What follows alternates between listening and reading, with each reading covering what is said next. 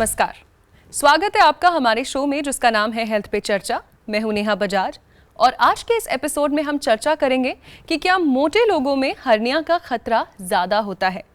और इस पर चर्चा करने के लिए हमारे साथ स्टूडियो में मौजूद हैं doctor Ved Prakash, director minimal invasive and bariatric surgery Asian hospital Faridabad. Doctor साहब, हमारे कार्यक्रम में आपका बहुत बहुत स्वागत है। Thank you for inviting me. तो डॉक्टर साहब, मैं सबसे पहला सवाल आपसे ये जानना चाहती हूँ कि दरअसल हर्निया है क्या? हमारा बॉडी कैविटी जो है वो एक प्रोटेक्टेड है स्किन से, फैट से और मसल से। अगर किसी भी पार्ट में वीकनेस आएगी तो जो बॉडी के अंदर के ऑर्गन्स है वो बाहर निकलना चाहेंगे। ऑर्गन या पार्ट ऑफ द ऑर्गन जो बाहर निकलता है वो एक स्वेलिंग की तरह अपीयर होती है, उसी को हम हर्निया कहते हैं। तो यहाँ पर आपने हमें बताया कि हर्निया क्या है, हर्निया होने का कारण क्या है, वजह क्या है? हर्निया होने के सिर्फ दो वजह हैं।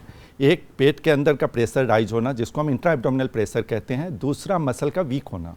इन दोनों कारणों से हर्निया हो सकता है, लेकिन हमें ये देखना होगा कि ये कारण को हम कैसे अवॉइड कर सकते हैं।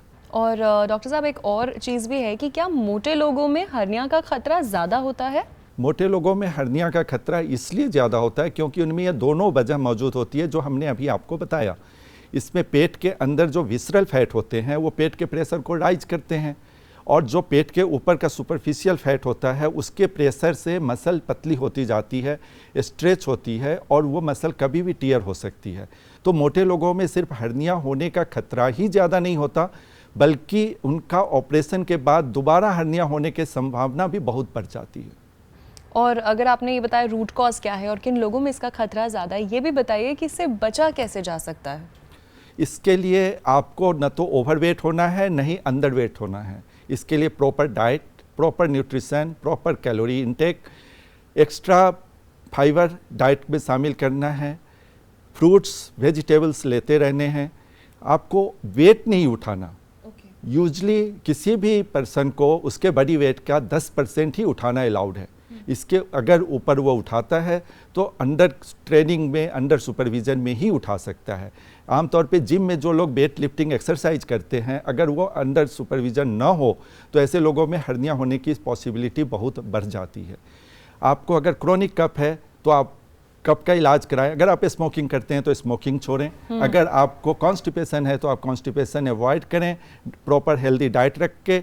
अगर आपको यूरिनरी प्रॉब्लम है तो यूरिनरी प्रॉब्लम को सॉर्ट आउट करें, इससे आप हर्निया से बच सकते हैं। और इसी के साथ साथ डॉक्टर साहब, हर्निया के इलाज की, ट्रीटमेंट की प्रक्रिया क्या है?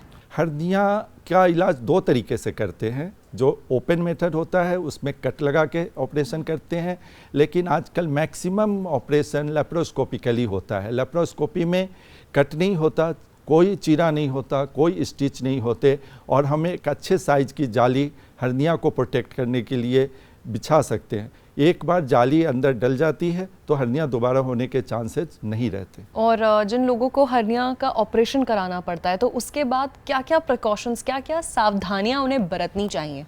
हर्निया के ऑपरेशन के बाद भी अगर पेशेंट ने कोऑपरेट नहीं किया, अगर वो स्ट्रेनस एक्टिविटी में इन्वॉल्व है, अगर वो वेट लिफ्टिंग कर रहा है, अगर वो अपनी स्मोकिंग को नहीं छोड़ रहा, अगर उसने कॉन्स्टिपेशन को अवॉइड नहीं किया, तो ऐसे में आपका इंट्रा एब्डोमिनल प्रेशर तो राइज करता रहेगा और पेशेंट को हर्निया होने की संभावना भी बढ़ती रहेगी। तो आपको अपने वेट पे भी उतना ही ध्यान रखना है जितना आपको ये सारी हेल्दी एक्टिविटीज़ में इन्वॉल्व होना है।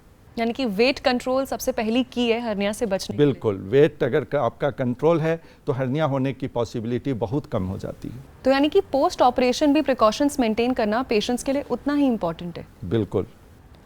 तो देखा आपने कि अगर हेल्दी फूड ईटिंग हैबिट्स अपनाई जाएं और एडिक्वेट हाइड्रेशन का ध्यान रखा जाए तो हर्निया से बचाव मुमकिन है, संभव है।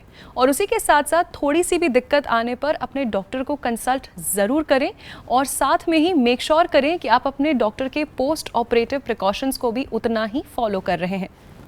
Thank you so much doctor साहब, आप एशियन हॉस्पिटल से हमारे स्टूडियो में आए और आपने इतनी महत्वपूर्ण जानकारी हमारी सभी ऑडियंस को दी। Thank you for inviting me. तो देखते रहिए हेल्थ पे चर्चा। अगले एपिसोड में नई चर्चा पे हम आपसे जरूर रूबरू होंगे।